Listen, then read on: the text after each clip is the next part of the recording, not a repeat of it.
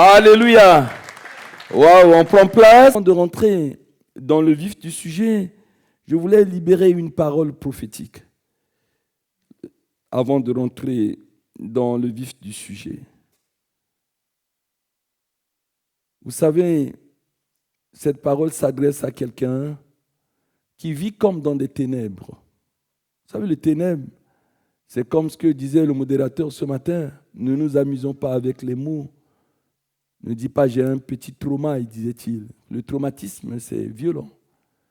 Et quand tu es dans les ténèbres, nous les Français qui avions toujours vu l'électricité, quand il y a une coupure en France, même une minute, la population devient folle.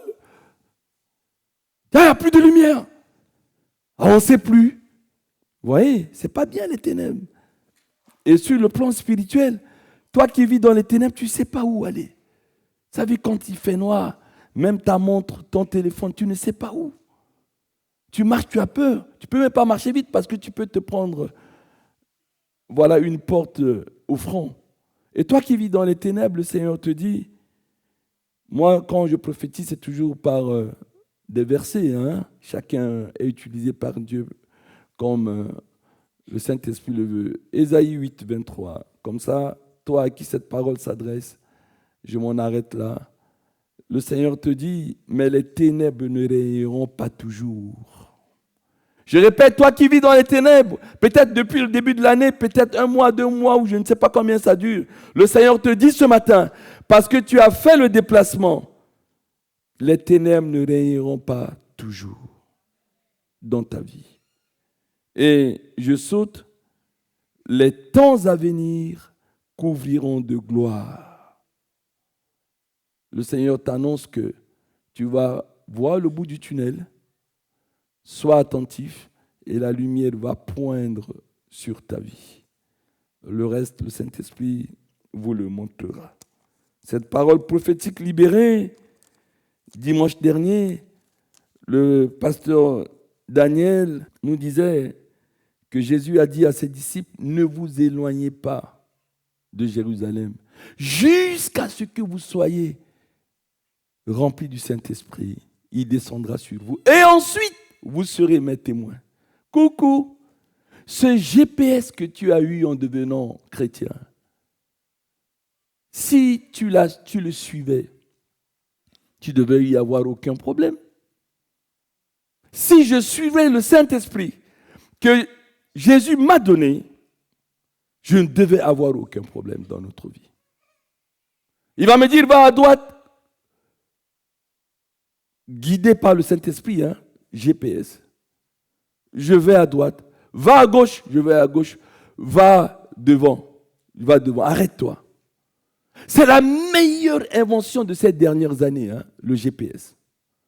Moi qui suis arrivé en France en 86, je faisais chauffeur-livreur de tulipes de fleurs dans le Paris 13e. Il fallait qu'on bosse tous les grands boulevards, les gares, etc. par cœur. On avait une carte qu'on nous donnait à nous les chauffeurs-livreurs. C'est pour ça que je connais Paris. Il y a 2 versets de la parole de Dieu que je vous livre ce matin, peuple de Dieu. Le Saint-Esprit qui devait nous diriger et qui devait me donner l'amour, qui devait me donner la joie dans ma vie, qui devait me donner la paix dans ma vie, qui devait me donner la maîtrise de soi dans ma vie, qui devait donner la fidélité dans ma vie, qui devait me donner tous les fruits de l'esprit dans ma vie. Je l'attriste, pire, je l'éteins. Et comme je l'éteins, j'allume une autre lumière. Éteindre, c'est un verbe de l'électricité aussi. Comme nous éteignons le Saint-Esprit, nous allumons d'autres bougies, d'autres lumières. Et c'est ça le thème de ce matin. Luc chapitre 9, versets 51 à 56, Kyrian, tu as été averti. On lit d'abord dans la version Louis II, quel esprit t'anime? Puisqu'il n'y a plus le Saint-Esprit. Sinon, on ne pourrait pas dire depuis janvier, faites un tableau à double colonne, mettez les 9 fruits de l'esprit, et là, on va arriver en décembre couché. C'est ça le vrai sujet de prière. Luc, chapitre 9, versets 51 à 56. Lorsque le temps où il devait être enlevé du monde approcha, Jésus prit la résolution de se rendre à Jérusalem. Nous continuons. Alors au moment où il doit se rendre à Jérusalem, qu'est-ce qu'il fait? Il envoya devant lui des messagers qui se mirent en route et entrèrent dans un bourg des Samaritains pour lui préparer le logement. Parce que pour arriver à Jérusalem, il devait passer par d'autres villages, n'est-ce pas? Mais on ne le reçut pas parce qu'il se dirigeait sur Jérusalem. C'est normal. Jésus qui passe de ville en ville, rappelons-nous de l'aveugle. C'est Jésus qui passe. Jésus, fils de David, aie pitié de moi. Rappelons-nous de Zachée, qui savait que Jésus allait passer dans sa ville. Il était en train de monter sur un sycomore pour voir Jésus. C'est important quand Jésus passe dans ta ville. Et là, on leur apprend, oui, Jésus va à Jérusalem. Les habitants disent à Jacques et Jean, mais il ne va pas rester avec nous. Il n'aime que les gens de Jérusalem alors. Eh bien, il n'a qu'à aller à Jérusalem, on ne le reçoit pas. C'est ça le texte. Alors, comme les gens ils sont un peu frustrés, ils disent, mais il va à Jérusalem, nous on n'est pas de Jérusalem.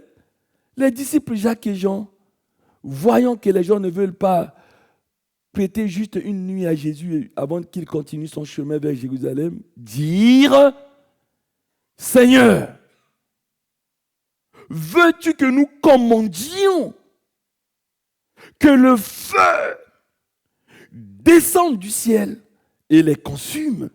Waouh! On va dire les deux derniers versets jusqu'au verset 56, verset 55.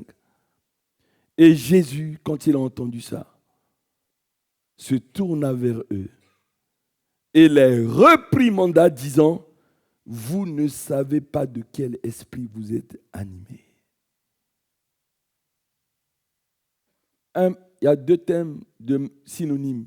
Le premier thème, c'est de quel esprit suis-je animé? Ça s'adresse à moi. Hein? Moi, je ne fais que vous partager ce que le Saint-Esprit me dit dans mon culte personnel. De quel esprit, puisque tu es de même nature que Josué, es-tu animé? Voilà. Nous, verset 56, car le Fils de l'homme est venu, il disait ça à Jacques et Jean, non pour perdre les âmes, pour faire descendre le feu et tuer des gens qui ne sont pas hospitaliers. C'est pas ça mon but. Moi, le Fils de l'homme, je ne suis pas venu pour perdre les âmes des hommes, mais pour les sauver. Ils ne veulent pas me recevoir, c'est leur maison. Ils en ont le droit.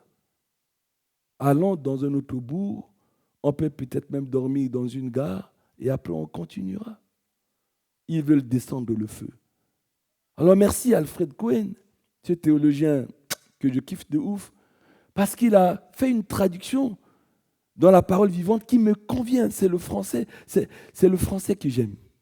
Parce que quand un prédicateur lit la parole vivante, il gagne du temps. C'est tellement clair qu'il n'a pas besoin de commenter outre mesure. Lisons le même verset, Monsieur Kérian Robin des Bois, en français courant, en parole vivante plutôt.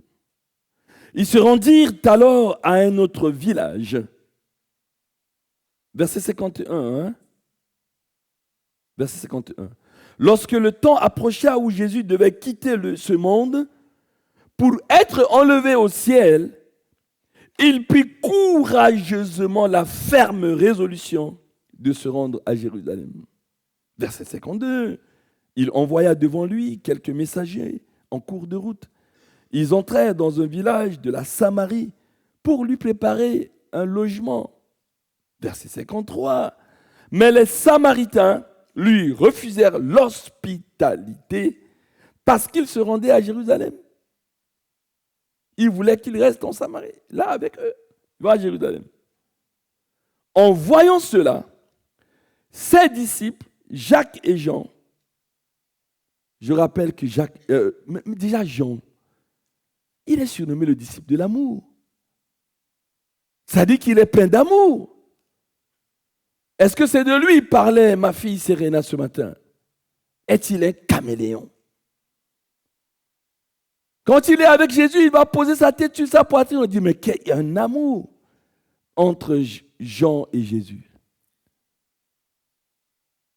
Et bien là, ils s'écrièrent, Seigneur, veux-tu que nous fassions tomber la foudre du ciel? Entre parenthèses, dit Alfred Cohen, comme Élie. Pour qu'elle, la foudre, réduise ces gens en cendres. Non mais, venez à l'heure à l'église. Le modérateur nous a sensibilisés sur les mots. Regardez. Un apôtre d'amour veut rendre les gens, réduire les gens comme du cendre. Mais quel amour il a? Verset 55. Mais, il y a toujours un mais. Jésus se tournant vers eux, vers les deux disciples, les reprit sévèrement. Reprit sévèrement. Aujourd'hui, on ne peut plus reprendre sévèrement les gens dans l'église. C'est interdit. De la manière que le pasteur m'a parlé, je ne reviendrai plus dans l'église. Mais il m'a repris sévèrement. Il n'a même pas rigolé. Le pasteur qui est cool, qui est tactile, etc. Là, il n'est pas tactile. Hein? Il m'a parlé, ses yeux étaient rouges. Mais si tu voyais le pasteur Josué, le pasteur Daniel, le pasteur David, vous savez, David, il est loxé, mais il peut se fâcher. Hein? Croyez-moi. Hein? Et lorsque les yeux de David deviennent rouges, tu dis, oulala, il est comme ça. Ah, comment David m'a repris. Et que dire de Yann, notre jeune pasteur, 24 ou 25 ans, plein de feu. Et encore hier, une chrétienne m'a dit de la manière que pasteur Yann, papa, il m'a parlé, j'ai pleuré. J'ai dit, Yann ne fait même pas mal à une mouche. Il m'a dit, mais tu ne le connais pas. J'ai dit, c'est vrai. Il t'a parlé sévèrement, oui. Mais là, il a fait comme Jésus, ce pasteur Yann.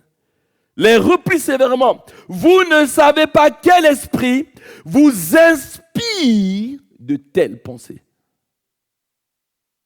Vous inspire. Tout à l'heure, quel esprit vous anime?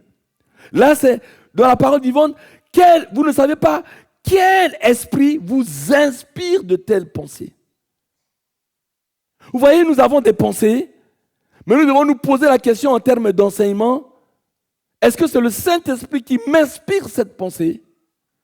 Ou c'est un autre esprit? That is the question. C'est ça, le thème principal.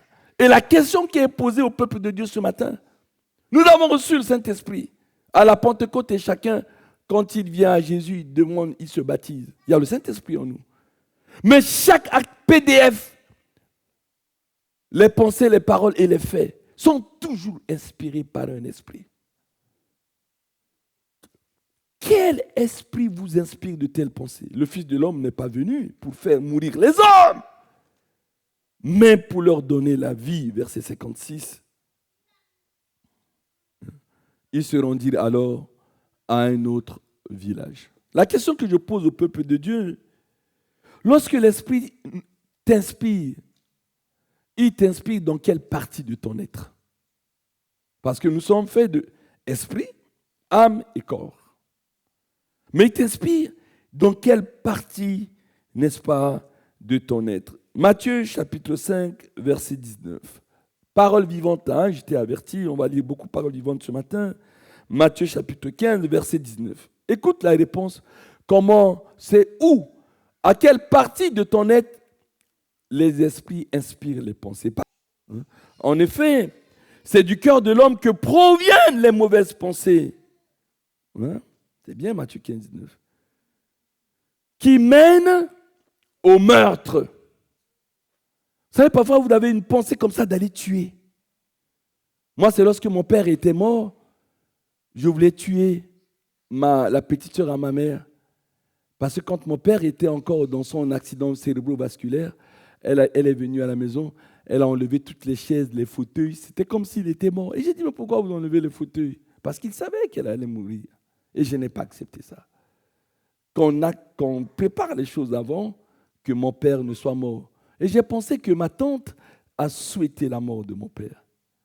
Et pendant qu'on était là, on s'apprêtait pour l'enterrer, je me suis dit, s'il y avait un couteau, j'allais la tuer.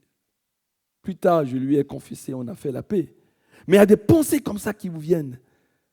Moi, j'ai eu déjà dans ma vie la pensée de meurtre. Ce n'est pas le Saint-Esprit, hein? C'est un autre esprit qui m'a inspiré cela. C'est du cœur que proviennent les mauvaises pensées qui mènent au meurtre, à l'adultère, aux liaisons dépravées. Connais-tu la différence entre adultère et liaison dépravée? Au vol, aux faux témoignages, aux calomnies, aux injures contre Dieu. C'est du cœur. En fait, les esprits, il y a comme une guerre pour contrôler notre cœur, n'est-ce pas? Le Saint-Esprit veut prendre tout le contrôle, mais il ne touche pas à ta liberté. Dieu a fait l'homme libre. Sinon, depuis le jardin d'Éden, il ne devait pas aller manger le fruit qui se trouve au milieu du jardin. Dieu ne nous a pas robotisés. Il a fait l'homme libre. La liberté n'est pas un concept de droit de l'homme, hein. C'est un concept divin. Dieu m'a créé libre. Libre de lui obéir avec les conséquences que je vivrai, les conséquences positives, que je vivrai éternellement, éternellement, éternellement. Je ne connaîtrai pas la mort dans un monde de bisounours. Mais libre aussi de lui désobéir, avec les conséquences cette fois-ci négatives, de connaître les soucis, les problèmes, les maladies, toutes les galères que nous connaissons aujourd'hui aussi. Ça n'a pas changé. Aujourd'hui, tu peux régner Dieu, hein? Tu peux ne plus venir à l'église, comme on le voit depuis nos absents. Le lieu, je répète encore, où les esprits mauvais nous inspirent, c'est le cœur. C'est pourquoi la Bible dit, Proverbe 4, 23, Proverbe 4, 23, garde ton cœur plus que toute autre chose. Car de lui viennent les sources de la vie. Et puisque ce sont les sources de la vie, les mauvais esprits, Satan, attaquent ces sources de la vie. Ils vont mettre du poison pour que l'eau, eh bien, pour que, même pas l'eau, pour que la potabilité de l'eau soit attaquée. Pour que l'eau ne soit plus potable. On sait que les plus grandes maladies viennent, ce sont les maladies d'origine hydrique. L'eau sale, l'eau qui n'est pas propre que nous buvons. Elle s'est attaquée. Les sources sont attaquées par des pensées. Nous injectent les pensées. Nous injectent les pensées. C'est ça. Car de lui viennent les sources de la vie. Un dernier verset. Avant d'aller au post-it 2, j'en ai que 5 post-it. 1 Corinthiens chapitre 6, versets 15 à 20, version parole vivante. 1 Corinthiens, et là ça retrouve la méditation de Serena ce matin. En effet, ne savez-vous pas que vos corps sont maintenant des parties intégrantes du Christ lui-même? Coucou!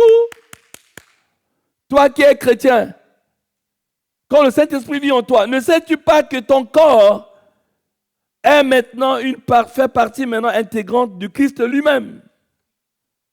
Les membres de ton corps, tes organes. Et Paul dit ici, et j'irai arracher les membres du Christ pour les unir à une prostituée. That is the question. Assurément non. On continue le verset. Ou bien, ignorez-vous qu'un homme qui s'unit à une prostituée devient physiquement un avec elle, car il est écrit, les deux ne seront qu'un seul être. On y reviendra. On continue. Par contre, celui qui s'unit au Seigneur devient spirituellement un avec lui grâce à son esprit. Verset 18, on va jusqu'au verset 20. C'est pourquoi fuyez, gardez ce mot s'il vous plaît, le dévergondage. Mais nous avons du matos ici, hein? On l'a fait vendredi, je crois. Est-ce que Kyrian peut me retrouver le dévergondage, définition, et nous le lit? Libertinage, conduite licencieuse, débauche, littéraire, écart extrême par rapport à une norme quelconque, grande fantaisie, dévergondage d'esprit. Ok. On continue. Fuyez le dévergondage et les unions illégitimes, tous les autres péchés qu'un homme peut commettre, ne touchent pas directement son corps. Je parle des liaisons dépravées du dévergondage. C'est devenu un amusement. Hein? C'est devenu un amusement. Pasteur, je suis vierge, mais on s'est juste bécoté, on a fait tous les préliminaires, je n'ai pas... Mais ton corps là, est-ce que tu as lu ces versets? Tous les autres péchés qu'un homme peut commettre ne touchent pas directement son corps, tandis que celui qui se livre à la débauche introduit le péché dans son propre corps. Verset 19. Ou bien auriez-vous oublié que votre corps est le sanctuaire même du Saint-Esprit? C'est ce que je dis. On devient chrétien, notre corps est le sanctuaire, là où le Saint-Esprit vit. Même le Saint-Esprit, qui vous a été donné par Dieu et qui maintenant demeure en vous. Nous l'étayons. Nous faisons comme si le Saint-Esprit n'est pas nous. Nous nous laissons animer, inspirés par d'autres esprits. Vous n'êtes donc plus les maîtres de votre corps. Mais si tu laisses le Saint-Esprit, il va produire la maîtrise de soi. Tu dis, ah non, c'est plus fort que moi. Je ne peux vivre. Mais on est des humains, non? Mais oui, mais puisque Dieu n'a pas dit que tu allais le faire par ta force. Si tu laissais le Saint-Esprit, il allait te produire la maîtrise de soi. Coucou! Il allait te produire la maîtrise de soi. Mais comme il y a un autre esprit qui t'anime, tu ne peux plus être maître de ton corps et vous ne pouvez pas en disposer à votre gré. Mais c'est grave, disait le modérateur ce matin, les mots. En fait, mon corps, je ne peux pas en disposer à mon gré. Mon corps, le mot, c'est un adjectif possessif. Mais t'essaies. Ma voiture, j'en fais ce que je veux. Ma montre, j'en fais ce que je veux. J'en suis, je vais parler comme ma fille Roveline, l'usufruitier. J'en suis l'usufruitier. Le droit de la propriété est sacré. C'est constitutionnel. Nous sommes tous égaux devant la loi. Mais l'inégalité se fait au travers du droit de propriété. Hein. On est égaux, mais si j'hérite des milliards de mon grand-père, c'est normal. Ah! J'en deviens propriétaire. On ne va pas dire, ah non, comme on est égaux, donne-moi les 1 milliard. Non. C'est comme ça. Vous voyez? Si je dis mon corps, c'est faux. Puisque je ne peux plus disposer de mon corps. Mon corps, non. À mon gré, je ne peux pas. Vous ne vous appartenez plus à vous-même. Dernier verset 20. Car c'est à un grand prix que vous avez été rachetés. Honorez donc Dieu et rendez-lui gloire, pas seulement par la louange, par les lèvres, non, mais par votre corps. Et le corps, il y a les mains. Élevez les mains pures vers Dieu. Si ta main va toucher à des choses qui attristent le Saint-Esprit, comment veux-tu élever ces mains-là à Dieu? Quand tes mains sont pleines de sang, comment veux-tu les élever vers Dieu? Quand tes lèvres vont sucer je ne sais quoi, comment veux-tu utiliser ces lèvres-là pour louer Dieu? Mais c'est grave. C'était grave.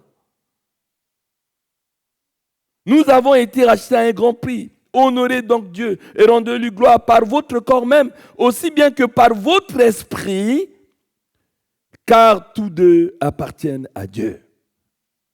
Ça, dites amen ou pas, je suis chargé ce matin de vous le rappeler.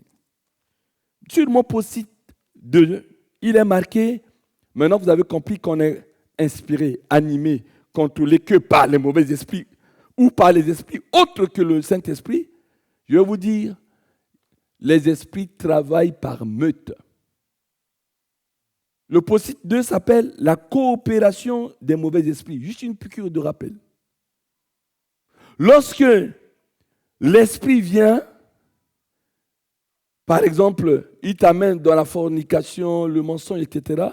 Non, il va appeler ses copains. Et ses copains vont aussi t'inspirer et t'animer. Et tu n'es pas seulement en train de faire un péché, c'est-à-dire tu vas faire par exemple l'impudicité. En plus, ça a été dit ce matin, tu vas en rajouter le mensonge. L'esprit de mensonge va venir, l'esprit de dissimulation, l'esprit de manipulation, l'esprit de colère, l'esprit de cupidité. Il y a plein d'esprits qui viennent parce que les esprits ils sont tellement copains, ils travaillent toujours en meute. Comprends cette vérité de l'enseignement ce matin. Matthieu, chapitre 12, versets 43 à 45. Parole vivante toujours, hein, monsieur Robin. Matthieu, chapitre 12, versets 43 à 45. Quand un mauvais esprit vient à sortir d'un homme, il se met à parcourir les lieux arides. Tu deviens chrétien, on prie pour toi. Sois délivré au nom de Jésus. Tu vas maintenant vivre en nouveauté de vie. Tu es devenu enfant de Dieu. Dieu est devenu ton Père. Maintenant, lis ta Bible. Prie. Fuis les passions de ce monde. Ok. Ben, les esprits sont partis. Alors, quand l'esprit part, il se met à parcourir les lieux arides, ça et là, à la recherche d'un lieu de repos. Car les esprits ont toujours besoin d'un corps. Corps d'un homme, corps d'un animal, corps. Ils ont besoin d'un corps. Hein? On n'est pas en enseignement, on est en prédication. Je ne peux pas aller plus loin. Viens le vendredi. À la recherche d'un lieu de repos, et il ne trouve pas. Qu'est-ce qu'il fait? Verset 44. Alors il se dit, il vaut mieux regagner la maison que j'ai quittée. Hein? Vous qui parlez de délivrance là. On te délivre, l'esprit part, et puis il va revenir. Vaut mieux regagner la maison que j'ai quittée. Et il y revient, et à son arrivée, en toi, il trouve la maison inoccupée. Tout a été nettoyé, tu as nettoyé même la vie de louange, tu as balayé. Hein? D'autres versions disent tout a été balayé, tu as balayé la vie de louange, balayé la vie de la lecture de la parole de Dieu. Regardez, écoutez bien. Hein? Nous, dans nos suivis, lis-tu ta Bible? Non, pasteur, je n'ai pas le temps. Je ne sais même pas où est ma Bible. Pries-tu? Je n'ai même plus de vie de prière.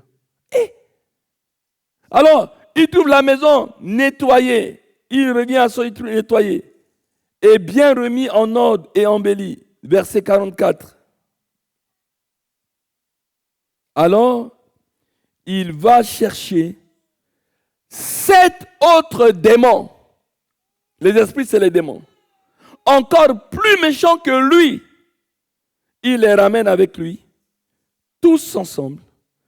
Ils vont pénétrer dans ton cœur. Ils pénètrent dans ta maison. Et s'y installent à demeure. Finalement, cet homme qui se dit chrétien, qu'on a dit, voilà, on l'a délivré et tout, est dans un état pire qu'avant. C'est exactement ce qui arrivera à cette génération perverse. Comprenez bien. Je n'ai pas le nom en médecine. Mais souvent, ce qui complique les choses chez les médecins, c'est qu'on n'a pas qu'une seule pathologie. On a telle maladie, on a telle autre, on a telle autre. C'est-à-dire qu'un homme lui-même, il a 10 cas de maladie. Diabète, hypertension, cancer, sida. Et les médecins deviennent fous avec ça. Il dit, mais ce patient-là, c'est difficile. On ne sait pas comment attaquer une seule maladie parce que lui-même concentre beaucoup de maladies. Et sur le plan spirituel, c'est ça. Et tu fais un entretien. Et après, tu es épuisé. Tu t'attends même pour aller... Parfois, je veux monter dans ma voiture, c'est comme si j'ai reçu des coups. Parce qu'un seul chrétien, il pèse juste 15 kilos, mais il est comme une légion. Le nombre de mauvais esprits qu'il traîne avec lui, tu veux attaquer là, il y a le mensonge, tu veux attaquer là, il y a l'impudicité, tu veux attaquer là, il y a le dévergondage, tu veux attaquer là, il y a ceci, tu veux attaquer, oulala. Et bien ces esprits, ils sont là. Au nom de Jésus, sortez. Sors de ce corps. Il sort, mais il en reste encore 6. Au nom de Jésus, sors de ce corps. Il en reste 5. Au nom de Jésus, sors de ce corps. Il en reste 4. Comment vous ne pouvez pas être essoufflé? Tu es essoufflé. Et le chrétien te regarde. Oh, pasteur, tu es fatigué. Hein? Ah ben, je prends ton temps. Mais qui me fatigue? Qui me fatigue? À toi seul, tu concentres une légion d'esprit. C'est pas facile de faire des entretiens. Et je n'en parle même pas de cure d'âme. C'est pas possible. Je parle de la coopération de ces esprits. C'est extrêmement important. Jean 10, 10. Vous savez, les esprits, il n'y a pas d'amour dans le monde des démons. Hein. Ça, je nous le dis tout de suite. Hein. Je dis, ce culte est très fort. Ne jouons pas avec les mots, a dit la modération. Confirmez mon message. Hein. Tu devais insister sur les mots. Cher fils, quand tu me dis ça, je dis c'est bon pour moi. Attention. Que dit Jean 10, 10? Le diable, les démons sont appelés le voleur vient seulement pour voler, pour immoler et pour faire périr. Lis-moi dans la version parole vivante. Hein? S'il te plaît, garde le tab. C'est bien aussi ça. Hein? Version parole vivante, c'est bon?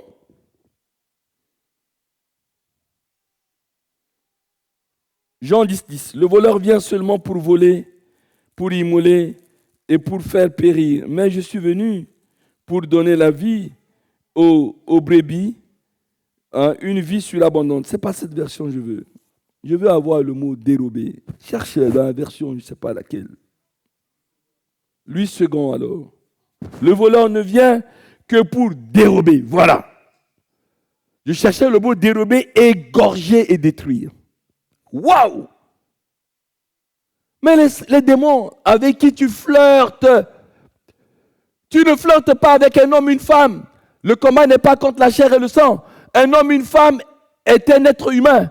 On ne flirte jamais. Coucou, tu écoutes ça? Tu dis, je flirte avec tes noms. On ne flirte jamais avec un homme, une femme. Le combat n'est pas contre la chair et le sang. On flirte avec des esprits. Vérité profonde ce matin. L'esprit avec lequel, ou les esprits avec lesquels tu flirtes, vient pour te dérober. Dérober quoi? En quoi consiste cette dérobade? Il vient dérober ta paix. Il vient dérober ton avenir. Dieu a préparé un projet de paix, Jérémie 29, 11, de paix, de bonheur. Il veut te donner un avenir et une espérance. Et ces démons avec qui tu flirtes, tu fricotes, viennent pour dérober ce projet. C'est leur but. Ils ne sont pas amis avec toi. Eux, ils sont énervés que s'ils ne font pas attention, tu iras au paradis. Donc, ils veulent venir avec toi. Ils veulent détruire, ils veulent dérober. Après, tu dis, je n'ai plus de paix. Je n'ai plus de paix. Il y a une de mes filles que je kiffe de ouf, j'aime tellement. Je n'ai pas de ses nouvelles, je lui ai écrit. Elle ne m'a pas répondu, je voulais pleurer. Heureusement, elle m'a dit, est-ce que tu me pardonnes, mon père? J'ai dit, oui, ce n'est pas grave. Mais tu n'as pas de paix, pourquoi? Qui a dérobé ta paix? Puisque le Saint-Esprit que Dieu t'a donné, dans les 9 fruits, il y a l'amour et la paix. Ah, je n'ai plus de joie. Qui a dérobé ta joie? Puisque le Saint-Esprit que Jésus t'a donné, dans les 9 fruits d'esprit, il y a la joie. Je n'ai plus de bonté, plus de maîtrise de soi, tout le monde m'énerve. Mais le Saint-Esprit que Dieu t'a donné, ce n'est pas à lui de produire ça en toi, puisque tu l'as éteint, puisque tu l'as attristé. Le Saint-Esprit a de l'émotion, hein? C'est comme un être. Il ne peut plus rien faire. Tu l'as mis dehors. Comment veux-tu qu'il puisse agir? Hein? Et on retourne. J'ai cité Jérémie 29, 11 comme ça, mais on retourne à Jean 10, 10. Hein? Il vient pour dérober. Oh là là! Égorger. Mais vous avez vu l'image des gens qui égorgent des gens dans le monde. Vous avez vu là sur les réseaux, on prend quelqu'un comme ça. Il y a son sang qui gicle comme ça. J'ai ça comme on voit dans mon pays plusieurs fois. Chaque semaine même, on égorge quelqu'un dans mon pays. Je dis, il faut prier pour ce pays. Égorger quelqu'un comme ça. Et c'est ce que le diable veut te faire. Ouvre les yeux. Il ne veut pas être copain, copine, ami avec toi. Tu es venu ce matin pour entendre ça. Et détruire. Et pas construire ta vie. Mais il va détruire quoi? Mais il va détruire ton projet de mariage. Je disais encore cette semaine à une de mes filles, il dit, chère fille, c'est toujours vous les filles qui perdez, pas les garçons. Puisque tu te laisses coucher par lui, il finira par te dire, à partir d'aujourd'hui, on devient frères et sœurs, on a assez péché. Mais il a tout vu sur toi. Il va plus t'honorer. Toujours les filles qui perdent. Jamais les garçons. Jamais les garçons. Vous avez vu qu'on a dit qu'un garçon est un prostitué. Il y a plein de garçons qui sont des prostituées. Mais on n'a jamais dit d'un garçon qu'il est prostitué. Une fille dans un quartier, les 20 garçons du quartier ont couché avec elle, on l'appelle prostituée. Mais un garçon dans un quartier qui a couché avec 20 filles, on l'appelle gentleman. Qu'est-ce qu'il est beau et bon. Et donc les filles, il aime. Il est content. Il passe là. Voilà. C'est lui. Tout le monde l'aime et tout. Oh! Attention, hein? Le donjon. Mais tu flirtes avec qui? Les esprits viennent pour dérober, égorger, détruire. Mais moi, Jésus, moi, le Saint-Esprit, je suis venu afin que les brebis aient la vie, pas la mort, et qu'elles le soient dans l'abondance avec cette vie-là. Comprends cela.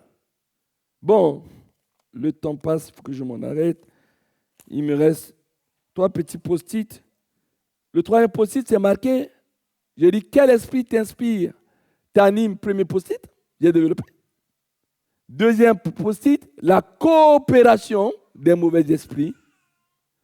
3e post-it, protégez-vous. Protégez vos enfants. On est là et où? C'est pourquoi je dis que les enfants restent. Protégez vos couples. Protégez votre maison.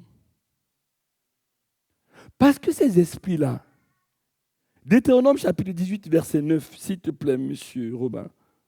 Que dit Deutéronome chapitre 18, verset 9 à 13? Que dit-il? Deutéronome chapitre 18, verset 9 à 13. L'Éternel me dit, je vois que c'est ce peuple, lorsque tu seras entré dans le pays, merci, que l'Éternel ton Dieu te donne, tu n'apprendras point à imiter les abominations de ces nations. On vit dans le monde, mais on n'est pas du monde. On ne doit pas imiter ce que les autres font. On est des non-conformistes. Un chrétien, ce n'est pas un conformiste, c'est un non-conformiste. Il ne doit pas imiter, il doit influencer. Il ne doit pas être influençable. C'est lui qui doit être l'influenceur. C'est ça. Lorsque l'Éternel, tu entres dans le pays que Dieu te donne, dans ta destinée, il ne faut pas imiter les abominations de ces nations. Verset 10. Qu'on ne trouve chez toi personne qui fasse passer son fils ou sa fille par le feu. Regardez les vaudous et tout ça là. Même chez moi, ça, on fait le feu comme ça avec le bois. Et un papa et la maman sortent le matin. Il dit, passez dans le feu. On le sait tout ça. Passez par le feu. Personne qui exerce le métier de devin. Dans ta maison, tu ne vas pas venir une tante, un oncle, un ami, je ne sais pas quoi. Et puis il va faire des tarots, des trucs comme une espèce d'horoscope. Il te dit, cette semaine, tu auras ça. Non. Il y a les esprits derrière. Qu'on ne trouve pas ça chez toi. Personne qui exerce le métier de devin, d'astrologue. Tu vois, il y a cette tante, etc. Il voit l'avenir, il voit le... Non. D'astrologue, d'augure, de magicien. On continue jusqu'au verset 13. D'enchanteur. Personne qui consulte ceux qui évoquent les esprits. Les jeunes, vous vous mettez là dans une salle, vous éteignez la lumière et vous faites bouger la table. C'est ça le jeu. Est-ce que c'est un jeu, ça? Il y a mon ami, il nous a dit d'aller chez lui, il a tout éteint et il a dit, esprit, es-tu là? Esprit, es-tu là? Et pasteur, la table a commencé à bouger. C'est dangereux! C'est dangereux! Ce n'est plus de jeu, ce n'est plus une blague. Tu es dans l'entraille même du diable. Quel est cet ami qui te fait venir chez lui? Vous fermez la porte, vous éteignez tout. Et il dit, esprit, es-tu là? Esprit, es-tu là? Et la table bouge. Mais qu'est-ce que tu fais avec un tel ami? Qu'est-ce que tu fais avec un tel ami? Esprit, es-tu là? Il dit, mais mon fils, ma fille, à quoi ça t'amène? Que fais-tu avec le Saint-Esprit? On sort, on n'a que 2 heures, on sort là. Je ne suis pas Diogène, ce philosophe qui cherche la vérité avec une lampe, même le jour. Vos pasteurs ne peuvent pas vous contrôler comme ça avec de la lampe tous les jours. Avec une torche, tu discutes avec qui? Non, on n'a pas ce pouvoir. Notre pouvoir, c'est la parole prêchée. La prédication de la parole.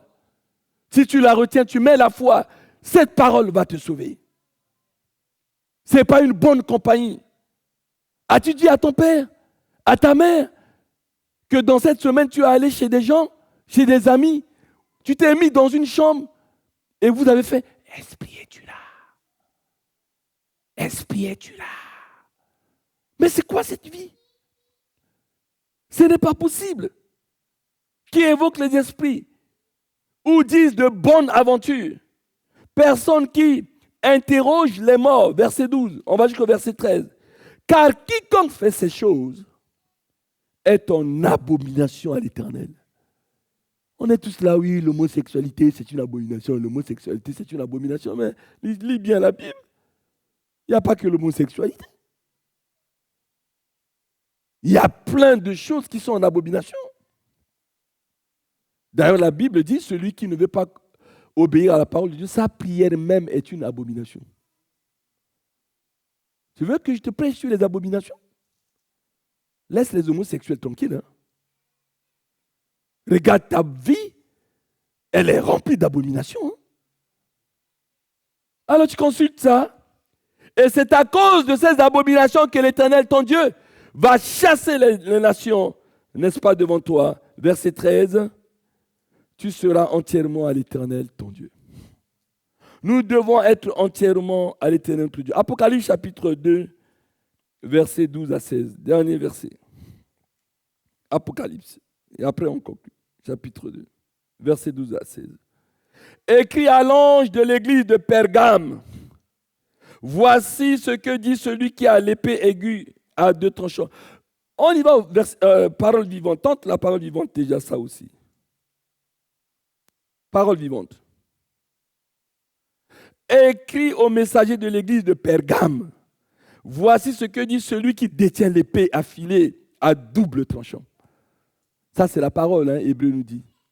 Comme une épée à double tranchant. Je sais où tu demeures, Satan y règne en maître. Quelle est ton adresse? Et dès que tu te donnes ton adresse, il dit là où tu es là où tu vis là, Satan règne en maître dans cette maison. Waouh! Verset 13. Malgré cela, félicitations, tu restes fermement attaché à ma personne et tu n'as pas régné la foi. Alléluia. Peut-être tu vis chez des parents, les parents vont voir des Nganga, des Kembois, ça c'est pour les entiers, hein? Je ne sais qui. Mais toi, tu es chrétien. Garde la foi. Reste attaché à la personne de Dieu. tu n'as pas régné la foi que j'ai suscitée en toi. Pas même au jour où Antipas, mon fidèle témoin, a subi le martyre dans votre ville, dans votre cité. C'est votre cité. C'est le véritable antre de Satan. C'est-à-dire que dans ce quartier, dans cette ville, dans cette cité, on y fait n'importe quoi. Des tueries, de ceci, de tout. Vous savez, il n'y a rien de nouveau sous le soleil. Hein? Pourtant, j'ai une ou deux choses à te reprocher. Tu as dans tes rangs les gens attachés à la doctrine de Balaam. Répétez après moi, doctrine de Balaam. Et celui qui avait incité celui qui avait incité le roi Balak à tendre un piège aux enfants d'Israël pour les séduire. Et il les amena à manger des viandes sacrifiées aux idoles et à se livrer à la débauche. On continue. Les Nicolaïtes, autre doctrine, il y a la doctrine de Balaam de Nicolaïte, agissent de même et tu as chez toi des partisans, n'est-ce pas, de leur doctrine. Verset 16. Change donc, mon fils, ma fille, change, sinon j'interviendrai sans tarder et je combattrai ces gens-là par l'épée sortant de ma bouche. Le problème de notre Église aujourd'hui, c'est qu'il y a parmi les chrétiens de cette Église ceux qui font la promotion de la doctrine de Balaam et de la doctrine des Nicolaïtes. C'est quoi? C'est quoi? Tu vois ton frère, ta sœur, ils ne sont pas mariés. Tu les invites chez toi. Tu dis, prenez une chambre. Et tu es conscient qu'ils vont se coucher. C'est ça la doctrine de Balaam et des Nicolaïtes. Balak a dit à Balaam, maudit les enfants d'Israël. Il a dit, oh, le peuple d'Israël, je ne peux pas. Mais amène des filles étrangères, ils vont coucher avec, et après ces filles, une fois qu'ils vont coucher avec, vont les amener à leur Dieu. Quand tu dis à ton frère, tiens, mon fils Josué n'est pas encore marié, je laisse les marier. Josué, tu sais, telle sœur, elle te va bien. Et j'ai vu qu'elle t'aime. Tiens, voilà son Insta. Voilà son numéro ou je ne sais quoi. Il y a des gens qui font que ça. Hein? Alors tu prends un garçon, tu dis, pourquoi tu es allé vers cette sœur? Ah, mais c'est tel frère, telle sœur qui m'a dit qu'il va bien avec moi. C'est tel frère, telle sœur qui m'a dit, écoute, téléphone. Il m'a incité à téléphoner. Et on a commencé comme ça. J'ai fait l'assemblée générale avec l'état moral de l'église. Un garçon a couché avec 5 filles de cette église. Cette semaine, je découvre un garçon est allé avec 4 filles de cette église. Je dis stop. Ça ne marchera pas comme ça. Je dis stop. Non. C'est pas bon.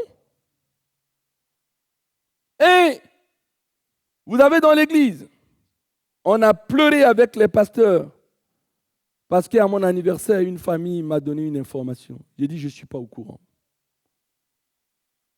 J'ai demandé à mes pasteurs, aucun pasteur n'est au courant.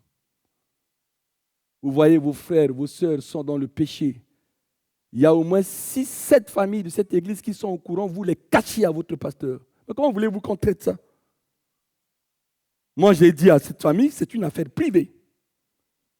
Parce que je ne suis pas au courant. Il y a un péché.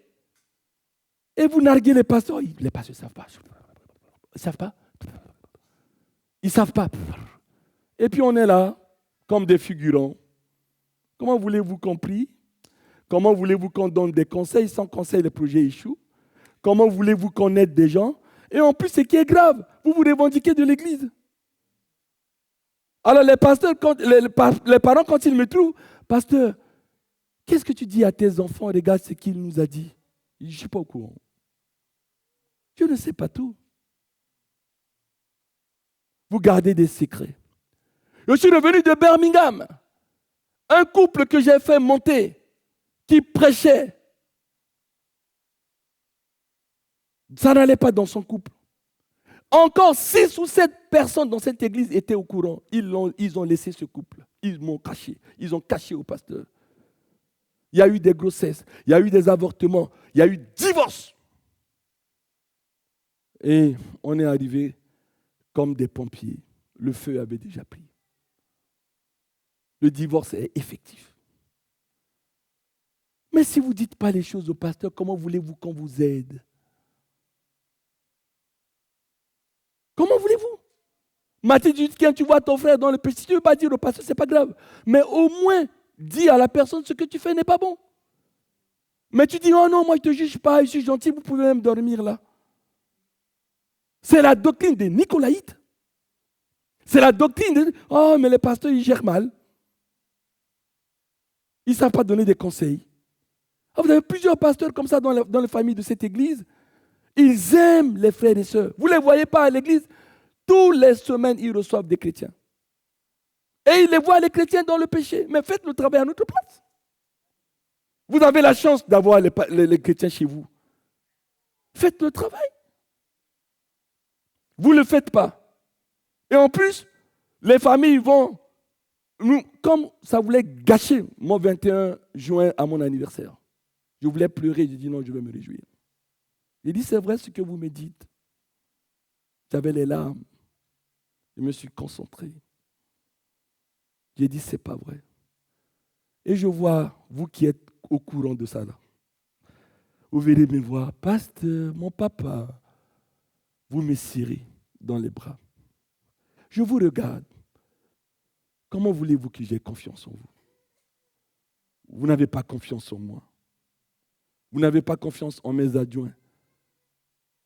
Regardez le témoignage que vous donnez de l'Église. Et on m'interroge comme ça. J'avais l'air con. J'ai dit mince.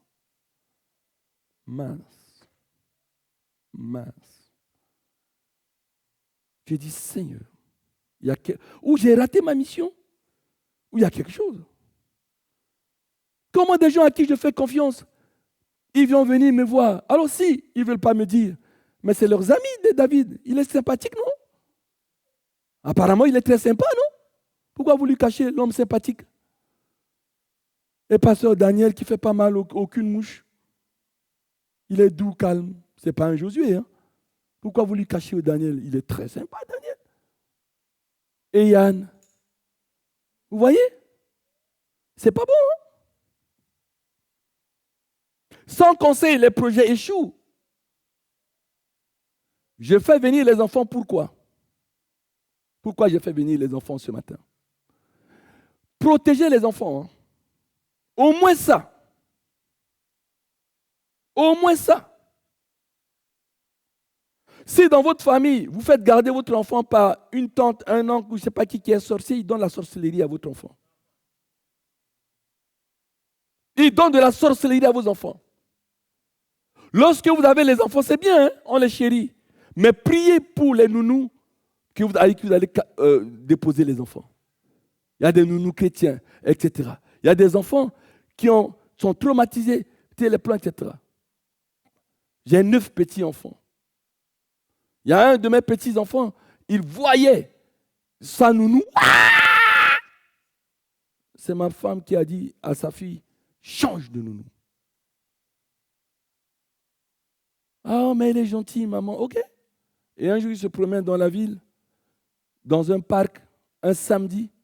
Son enfant était en train de sourire. Dès qu'elle a vu le nounou, elle a téléphoné à sa mère. C'est vrai. Ton fiston a vu la nounou, il y a quelque chose qui ne va pas. Elle a changé. On ne fait pas garder son enfant par n'importe qui. Même une sœur de l'église qui veut garder votre enfant, demandez au pasteur, est-ce que je peux faire... Je vais dire non, ma fille là, elle est en réflexion, elle est en ceci. Mais si la fille, sa main est sale, elle prend plaisir à vivre dans le péché, elle vient porter votre enfant, elle transmet quoi à l'enfant? Elle vit dans la débauche, dans l'impudicité. Mais l'enfant, quand il va grandir, il sera dans la débauche, dans l'impudicité. Pourquoi? C'est quoi la cure d'âme? Le nombre d'enfants, vous l'avez témoigné, non? Les problèmes que vous avez aujourd'hui datent de 5 ans et de 6 ans. Vous avez un ami, vous avez un parent qui est pédophile. Vous laissez votre enfant. Il abuse sexuellement du bébé.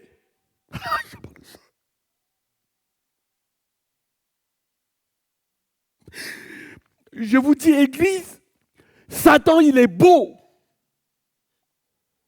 Satan, c'est Lucifer.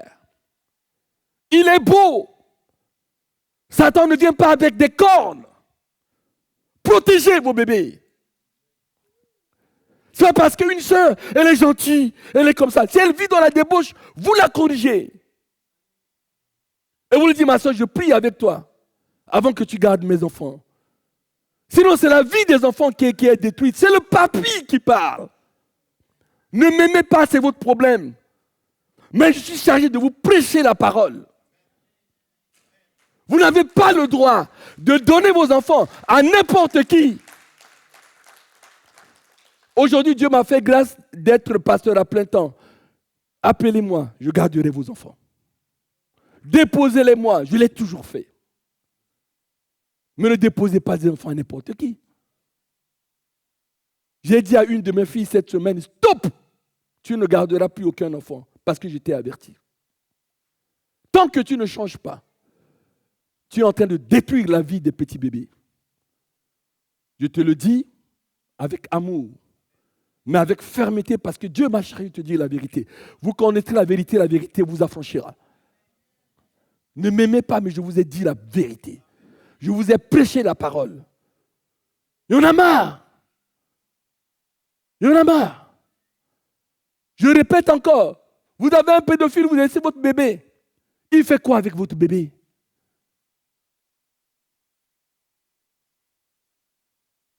Il fait quoi?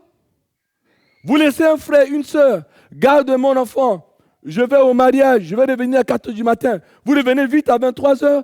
Il ou elle est avec quelqu'un en train de se coucher au salon. C'est arrivé. C'est arrivé. Dans cette église. Après vous dites, ah, telle personne n'est plus là. Mais cette personne, pourquoi elle a quitté l'église? Peut-être parce qu'elle a fait venir un frère, une soeur de cette église, garder ses enfants, il est revenu, il les a trouvés en train de faire n'importe quoi dans son salon, il a été dégoûté, il est parti de l'église. Vous voulez qu'on vous dise tout? Il y a un problème. Protégez vos enfants. Lorsque protégez vos couples. On est mariés le 29 juin 1991. Ma soeur même était mon témoin, ma grande soeur que vous connaissez. Et ça ne va pas être censuré, ça doit rester sur YouTube. Avec ma femme, on a dit, ah, ma grande soeur. Vous savez, pour un Africain, grande soeur, c'est du respect. Il dit, elle n'est pas mariée, Dieu nous a fait grâce, on a 6 chambres. On va leur dire ce soir, l'homme dorme dans une autre chambre, la femme dans une autre chambre. J'avais peur que ma grande sœur se fâchasse et retournasse là où elle vient. Et elle est venue timidement. Grande sœur, tu sais, on est des chrétiens. Tu peux dormir dans une autre chambre. Et puis le beau-frère, encore, moi je n'appelle pas beau-frère tant que tu ne t'es pas marié avec ma sœur. Mais c'est un principe. Hein? Voilà. Ils disent, yaï, ça va. Ils nous ont regardés. Et ils ont dit, ok, on vous a écouté. Et ils sont allés dans la chambre, ils ne sont pas sortis. En fait, on a dit avec Babette, mais ils ont refusé. Mais par contre, on les entendait discuter. Et vers minuit, le temps montait. Vers 1 h du matin, c'était déjà une dispute. Ouais, non. Certainement, connaissant ma soeur, elle a dû dire, on sort de la maison, mon petit frère m'a humilié, on rentre. Oh non, à 4 h du matin. On appelle, est-ce qu'on peut vous parler avec ta femme? Oui, grande sœur. On arrive. Le gars a dit, mais j'ai toujours voulu me marier avec ta sœur. C'est elle qui a dit non. Non, je n'ai pas dit non. En fait, on a débattu toute la nuit. On vous donne, on va se marier. On a même la date du mariage. On va se marier tel jour. On va vous suivre votre cas et vous serez les témoins. C'est ça. Si vous n'appliquez pas les principes spirituels chez vous, Nous, on a eu un mariage parce qu'on a dit, ne dormez pas là. Et dernier témoignage, une collègue à Paris. Il a dit, toi, tu es pasteur? Oui, je vais te poser un problème. Lequel? Le père de mon enfant, on a un enfant. Jamais il n'a eu de femme dans sa vie. C'est moi qui ai eu plusieurs copains. Et il n'a pas couché une autre femme que moi. Et il a fait venir un de ses amis. On était dans un studio. Et cet ami-là, du lundi au vendredi, a amené 5 femmes. Et on était dans notre chambre. C'est vrai, Christine. Ils étaient dans leur chambre et ils écoutaient les gémissements. Et pendant 5 jours, il a amené une femme, mardi une femme, alors que son ami, son copain voulait les dépanner seulement le gars. Quand il est parti, son mari a commencé à la tromper. Et il a dit, mais pasteur, cher collègue, tu es pasteur, je pense que c'est cet ami-là qui a amené cet esprit-là. Parce que mon mari n'était pas comme ça. Faites attention aux amis de vos maris, aux amis de vos femmes, etc. Vous les amenez. Et je dis à mes enfants qui sont dans un faux amour, dans une doctrine de nicolaïte, qui pensent qu'ils aiment les chrétiens plus que les 4 pasteurs de cette église, qui leur mettent des choses dans la tête que c'est eux qui les aiment. Mais vous les laissez coucher chez vous, non? Eh bien, ton mari te trompera. Ta femme te trompera. Non pas parce que je le souhaite, parce que c'est la doctrine de la parole de Dieu qui me le dit. Tu fais venir chez toi des esprits d'impudicité, des esprits d'impureté sexuelle, ça se retournera contre toi. Tu penses être dans un amour plus que les pasteurs. Tu achètes des pizzas, tu fais venir, tu encourages des chrétiens. Ils font n'importe quoi chez toi parce que tu te passes pour le plus gentil ou pour la plus gentille. Ça se retournera contre toi. Je l'ai dit, je l'ai enseigné, je l'ai prêché pendant 1 heure. Je l'ai dit aujourd'hui à vous. C'est la parole que le Seigneur m'a demandé de vous prêcher. Conclusion. Philippiens 4, 8, 9. Nous devons contrôler notre pensée. C'est le contrôle des esprits. On ne peut pas vivre sans contrôler les esprits. Enfin. Mais d'ailleurs, paroles vivantes. On ne lâche pas les paroles vivantes aujourd'hui. Merci. Mes frères, que tout ce qu'il y a de vrai, de noble, d'honorable, ce qui a une réelle valeur, ce qui est juste et digne d'être aimé, occupe vos pensées. Tendez vers tout ce qui s'appelle vertu et qui mérite la louange. Verset 9. Bref, ce que vous avez appris, reçu de moi, mettez-le en pratique. Si vous voyez vos 4 pasteurs en train de faire de la débauche, de boire du vin, buvez du vin. Si vous les voyez en train de tromper leurs femmes, trompez. Mais il a dit, Paul, ce que vous avez appris, ça c'est l'enseignement, reçu de moi, mettez-le en pratique, vu de moi-même. On retourne dans la version 8 secondes déjà. On joue avec les 2 versions. Au reste, frère, que tout ce qui est vrai, tout ce qui est honorable, tout ce qui est juste, tout ce qui est aimable, tout ce qui mérite l'approbation, ce qui est vertueux et digne de louange, soit l'objet de vos pensées. Verset 9. Ce que vous avez appris, reçu et entendu de moi, ce que vous avez vu en moi, pratiquez-le. Pratiquez-le. Vous m'avez vu aller enceinter une femme? Pourquoi vous enceintez les femmes? Vous avez vu de qui? C'est la réponse que j'ai donnée à cette famille qui m'interpellait. J'ai dit, je ne sais pas où ils ont vu ça. Mais c'est une affaire privée, puisqu'on n'a pas été saisi. C'est une affaire privée. Voyez? Et le Dieu de paix sera avec vous. Pratiquez-le et le Dieu de paix sera avec vous. J'ai terminé ce message